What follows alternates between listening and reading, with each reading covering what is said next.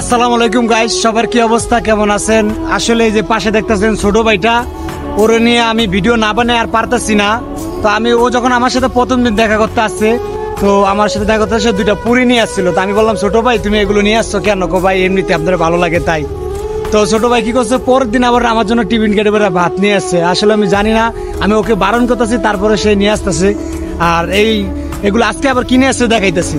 তো ছোট ভাই এগুলো আজকে কিনে আসছে আমার জন্য। সিঙ্গারা নিয়ে আসছি। তো তুমি টাকা পাও কোথায়? আমার বাসা থেকে টিফিন খাওয়ার টাকা দেয়, সেই টাকা দিয়ে আপনার জন্য আনি। তো এইগুলো কেন আনো? তুমি নিজে না খাইয়া আমার জন্য কেন আনো? আপনার ভালো লাগে অনেক, সেই জন্য আনি। আরে আল্লাহ, দেখছেন গাইস কি ভালোবাসা। আসলে আমি বাচ্চাদেরকে অনেক ভালোবাসি, আর ছোট ভাইটার ভালোবাসার কাছে আমি হেরে গেলাম।